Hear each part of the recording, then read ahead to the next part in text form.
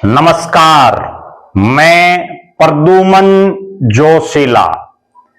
पिछले 9.5 महीने से हरियाणा प्रदेश के आम जनमानस में और विशेषकर उन लोगों में ये सवाल लगातार दिमाग में घूम रहा है जिनके दिलो दिमाग में कांग्रेस बस रही थी और जो सोच रहे थे कि कांग्रेस का राज 10 साल के बाद आएगा। उन्होंने अपना सब कुछ दांव पर लगा रखा था, लेकिन फिर भी कांग्रेस का राज नहीं आया। आज के इस वीडियो में मैं आपको बताऊंगा कि आखिर वो क्या कारण है जिसकी वजह से कांग्रेस का राज नहीं आ पाया। कांग्रेस का राज न आने का सबसे बड़ा कारण इस वीडियो में हम आपको बताएंगे। उससे पहले आप सभी दर्शकों से अनुरोध है कि YouTube पर हमारे चैनल को सब्सक्राइब करें, बेल आइकन घंटी का बटन अवश्य दबाएं, वीडियो को ज्यादा से ज्यादा शेयर करें, अपने विचार कमेंट जरूर करें। जो दर्शक निष्पक्ष, निर्भीक और स्वतंत्र पत्रकारिता में विश्वास रखते हैं वो हमें निरंतर आर्थिक सहयोग जरूर करें। उसके लिए आप हमारे मोबाइल नंबर 94 166 74 472 94 166 74472 पर गूगल पे या फोन पे जरूर करें।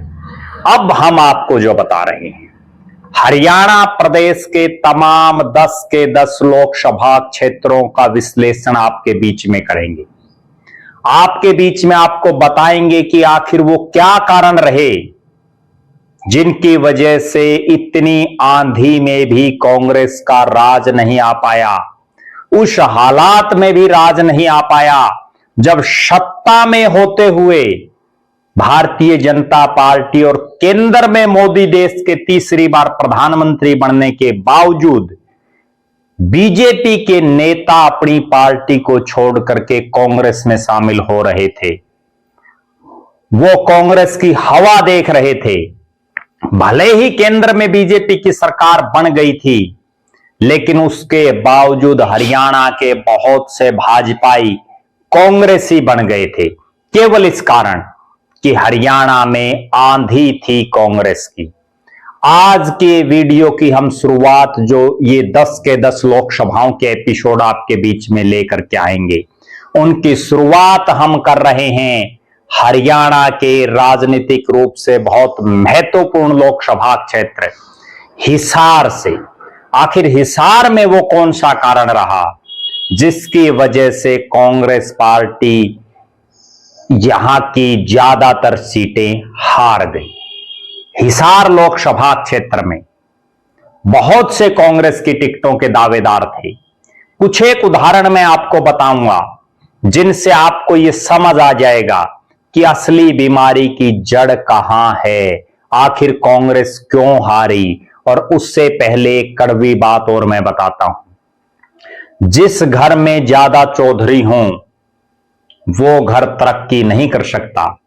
उसी तरह से जिस पार्टी में ज्यादा चौधरी हों उनका आपस में खींचतान रहे ही रहेगी। घर में और पार्टी में चौधरी एक ही होना चाहिए। हरियाणा के बहुत से नेता अपने आप में चौधरी बने फिर रहे थे और जिसका परिणाम यह रहा कि कांग्रेस की हार की हैट्रिक बनी। हिसार लोकसभा के परिप्रेक्ष्य में अगर देखें, हम शुरुआत बवानीखेड़ा विधानसभा से अगर करें, जो भिवानी जिले का हिस्सा है लेकिन हिसार लोकसभा का पार्ट है। यहां से कांग्रेस ने भले ही एक ऐसे प्रत्याशी को टिकट दी जो उससे पहले इस हलके में कोई ज्यादा सक्रिय नहीं था, लेकिन जो लोग कांग्रेस की टिकट मांग रहे थे वो टिकट बंटने से पहले तो ये कहते घूम रहे थे कि हम पक्के कांग्रेसी हैं, कांग्रेस जिसको टिकट देगी हम उसके साथ रहेंगे। और जो ही कांग्रेस ने टिकट दिया उसके बाद कोई कहीं फुर हो गया, कोई घर बैठ गया, कोई जो है अलग ही सिस्टम में चल पड़ा। वहां से 2 बड़े नेता, पूर्व मुख्य संसदीय सचिव रामकिशन फौजी, ये भूल गए कि ये कांग्रेस ही है जिन्होंने टिकट देकर के उनको विधायक बनाया था। उन्होंने भी दिल खोल करके पूरे हलके में कांग्रेस के प्रत्याशी की मदद नहीं की। पूरा हलका ये बोल रहा है, और जिसका परिणाम ये है कि जो रामकिशन फौजी पिछले लगातार 5 चुनाव से सन 2000 से लगातार बवानीखेड़ा की राजनीति में एक बड़ा चेहरा था, क्योंकि वो 2005, 2005 और 2009 3 बार विधायक बना। 2014 और 2019 में चुनाव हारा और 24 में उनका पत्ता बिल्कुल कट गया। और अब हालात ये हैं कि बवानीखेड़ा विधानसभा क्षेत्र में किसी समय जो एक बड़ा चेहरा रामकिशन फौजी होते थे, आज वो उनका लोकप्रियता का पैमाना लगातार डाउन हो गया है। दूसरा चेहरा सतबीर रतेरा। सतबीर रतेरा खूब कांग्रेस के गीत गा रहे थे, लेकिन जो ही टिकट कटी कांग्रेस के प्रत्याशी के सामने खड़े हो गए। प्रजातंत्र में चुनाव लड़ने का सबको अधिकार है, लेकिन इन नेताओं को एक बात नहीं भूलनी चाहिए, जब ये पार्टी की टिकट मांगते हैं तो कहते हैं कि पार्टी हमारी मां है और ये हम इस मां को सींच रहे हैं, जो भी जिसको भी टिकट देगी हम उसके साथ हैं। उसी समय कह देना चाहिए कि हमें टिकट मिले ना मिले, पार्टी टिकट दे ना दे, हम तो चुनाव लड़ेंगे। पार्टी भी फिर मजबूर हो जाएगी देखने के लिए कि इस नेता में कितना दमखम है। अब हम अगले हलके की तरफ आते हैं। नड़वा विधानसभा क्षेत्र में बहुत से टिकट के दावेदार थे। यहां से जो दावेदार थे उनमें से एक शख्स को टिकट मिल गई। चूंकि टिकट एक है तो एक को मिलेगी, लेकिन 2 नेता जिनका वो कांग्रेस के प्रत्याशी अनिल मान भी स्पष्ट रूप से नाम ले रहे हैं, जिनमें एक धर्मवीर गोयत, जिनके बारे में वो खुलेआम ये कह रहे हैं कि उन्होंने स्पष्ट ये कहा कि मैं मदद नहीं करूंगा, मैं साथ नहीं जाऊंगा। धर्मवीर गोयत का खुद का गांव बवानीखेड़ा विधानसभा क्षेत्र में पड़ता है, और बवानीखेड़ा विधानसभा में भी उन्होंने कांग्रेस के प्रत्याशी की जो मदद करनी चाहिए थी वो नहीं की, और नड़वा में तो वो पूरे चुनाव में ही नहीं दिखे। किसी समय भूपेंद्र सिंह हुड्डा के नजदीकी, और अब उन्होंने जो ही उनकी टिकट कटी, कभी रणदीप सिंह सुरजेवाला को चाय पिला रहे हैं, कभी कुमारी शैलजा के कार्यक्रमों में जा रहे हैं, और हुड्डा परिवार से कहीं ना कहीं अपनी दूरियां धीरे धीरे बना रहे हैं। दूसरे शख्स प्रोफेसर संपत सिंह। प्रोफेसर संपत सिंह को कांग्रेस ने भट्टू विधानसभा क्षेत्र टूट जाने के बाद नड़वा से विधानसभा की टिकट दी, उनको विधायक बनाया 2009 में। 2014 में फिर उनको टिकट दी। प्रोफेसर संपत सिंह भी इस चुनाव में जिस ढंग का उनका रोल रहा वो सबके सामने है। किसी समय भूपेंद्र सिंह हुड्डा के बड़े खासम खास प्रोफेसर संपत सिंह अब कुमारी शैलजा की हाजिरी मारते दिखते हैं, अब रणदीप सिंह सुरजेवाला के साथ खड़े दिखते हैं। यहां सबसे बड़ा सवाल यह है कि रणदीप सुरजेवाला और कुमारी शैलजा भी कांग्रेस के नेता हैं। वो ये बात क्यों नहीं कहते इन नेताओं को, कोई भी नेता हो, कि आप अपने प्रत्याशी की मदद करो, और अगर वो कहते हैं और ये नहीं मानते तो फिर इनको साथ लिए क्यों घूमते हैं? बहुत बड़ा सवाल है। कहीं ना कहीं इस पूरे एपिसोड में हरियाणा में जो हो रहा है, जो आज भी हो रहा है 9.5 महीने बीत जाने के बाद भी, जिनको टिकट नहीं मिली, कोई हुड्डा साहब का नजदीकी था, टिकट नहीं मिली, वो कुमारी शैलजा और रणदीप सिंह सुरजेवाला की हाजिरी मार रहा है। कोई कुमारी शैलजा और रणदीप सिंह सुरजेवाला का खास था, टिकट नहीं मिली, वो घर बैठ गया। तो ऐसे कांग्रेस का उद्धार कैसे होगा? अब हम अगले हलके की तरफ बढ़ते हैं। हिसार। रामनिवास राणा को कांग्रेस की टिकट दिलाने के लिए कुमारी शैलजा ने जबरदस्त प्रयास किए, और उन्हीं प्रयासों का नतीजा रहा कि रामनिवास राणा को कांग्रेस ने टिकट दी, वरना तो यहां बहुत से टिकटार्थी थे।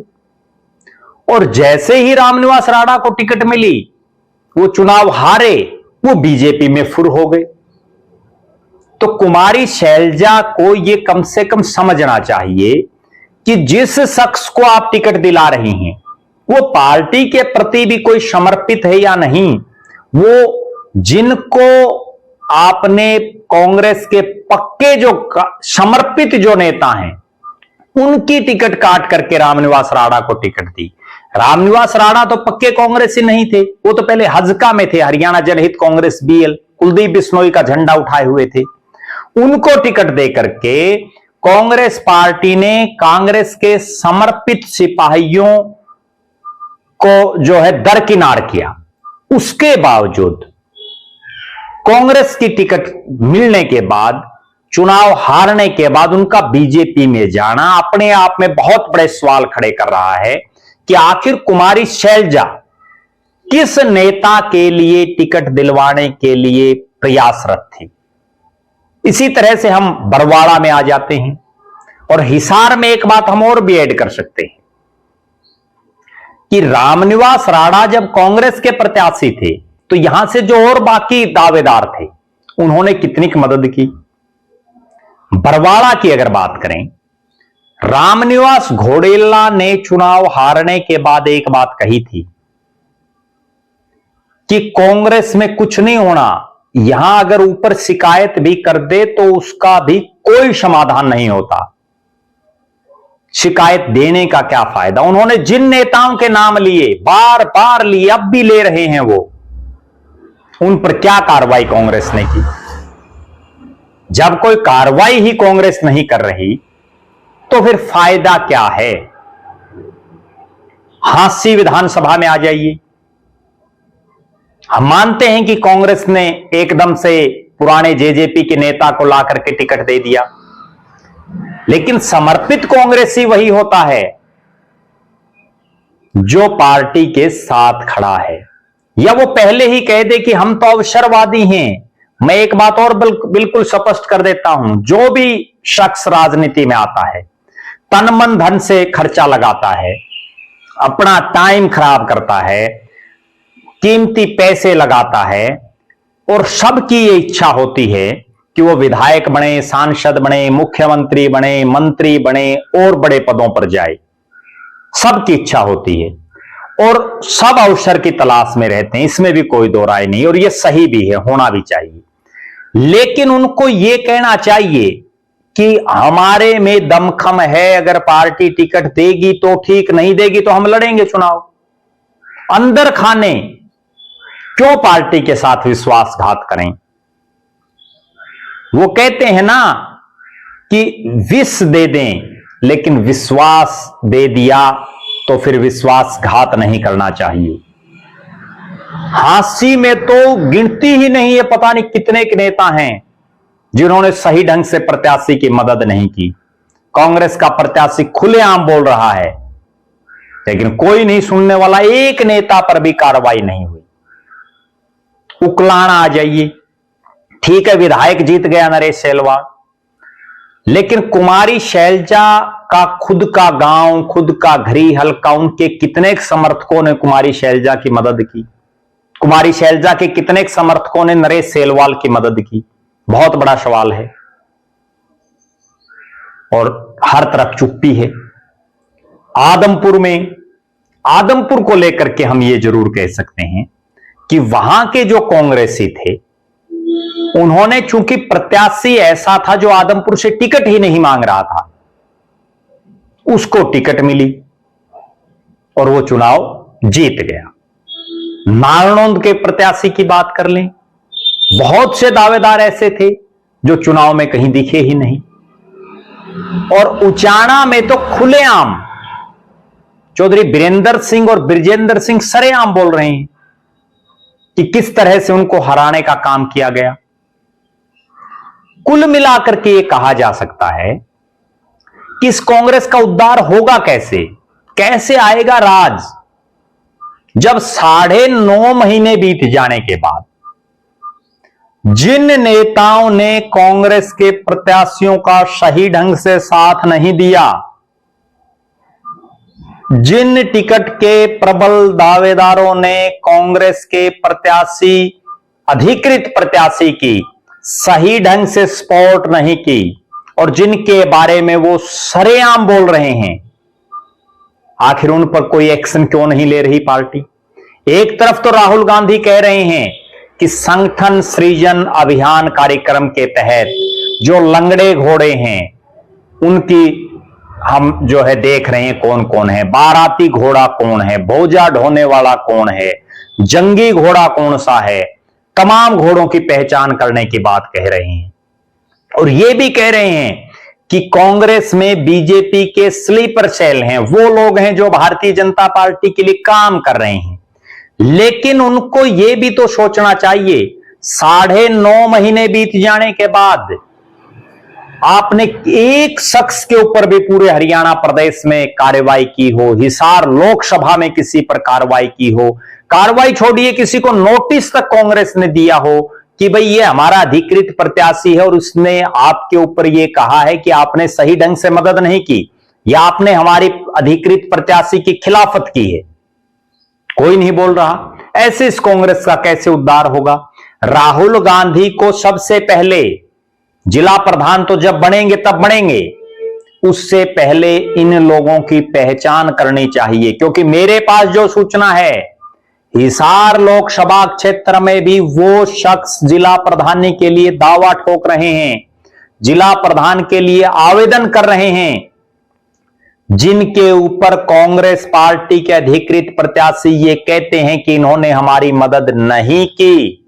और अगर ऐसे लोग जिला प्रधान बन गए तो फिर क्या होगा? कांग्रेस को चाहिए समर्पित सिपाही, कांग्रेस को चाहिए ऐसे शख्स जो अपने खुद के हलके में तो पार्टी के लिए दिन रात मेहनत करें ही करें, दूसरे हलकों में भी जाकर के मेहनत करें। जैसे मैं आपको एक उदाहरण देता हूं, वीरेंद्र उर्फ बिंदर घनगस धनाना, जो भिवानी ग्रामीण जिला प्रधान का प्रबल दावेदार है कांग्रेस की तरफ से, वो समर्पित कांग्रेसी है। उसने बवानी खेड़ा में कांग्रेस की खूब मदद की, नलवा विधानसभा में दिन रात एक किया। ऐसे और इन 2 हलकों के अलावा भी जहां जहां भी उनके संपर्क रहे, पूरे भिवानी जिले में, दादरी जिले में, हिसार जिले में उन्होंने कांग्रेस के प्रत्याशियों को जिताने के लिए दिन रात एक किया। लोकसभा चुनाव हो चाहे, लोकसभा के चुनाव में उन्होंने पूरी हिसार लोकसभा, भिवानी महेंद्रगढ़ लोकसभा, रोहतक लोकसभा और सोनीपत लोकसभा, चारों लोकसभा क्षेत्रों में जहां जहां भी उनके संपर्क थे, नए लोगों से भी संपर्क स्थापित किए, उनको कांग्रेस प्रत्याशी को वोट देने के लिए प्रेरित किया। और उनकी मेहनत का यह परिणाम है कि 3 जगह कांग्रेस के प्रत्याशी जीते। वीरेंद्र उर्फ बिंदर घनगस धनाना जैसे समर्पित कार्यकर्ताओं की मेहनत का यह परिणाम है कि कांग्रेस उभरी। लेकिन अब जो यह सिस्टम चल रहा है, राहुल गांधी क्यों आंखें मूंदे बैठे हैं? राहुल गांधी क्यों नहीं अपनी आंखें खोल रहे? कांग्रेस पार्टी को ऐसे समर्पित सिपाहियों की जरूरत है। और मैं एक बात और गजब बताता हूं, कांग्रेस के जितने नेता हैं जो टिकट मांग रहे थे, अब ज्यादातर जिला प्रधानी की बाट देख रहे हैं। ये जिला प्रधानी भी अगर उनको नहीं मिली तो 3 साल वो फील्ड में नहीं दिखेंगे। और जब टिकट बांटने का समय आएगा, फिर कोई हुड्डा से नाराज है वो शैलजा के पास चला जाएगा, कोई शैलजा से नाराज है वो रणदीप के पास चला जाएगा, कोई दोनों से नाराज है वो कहीं तीसरे के पास चला जाएगा। ये फिर जो एक सिस्टम चलेगा। राहुल गांधी को अगर कांग्रेस पार्टी को सत्ता में वापसी दिलानी है, सबसे पहला काम, जिन भी लोगों ने, जिन भी नेताओं ने कांग्रेस के अधिकृत प्रत्याशियों की मदद नहीं की, उन पर उचित कार्रवाई करनी चाहिए। बहरहाल आप दर्शकों की क्या राय है?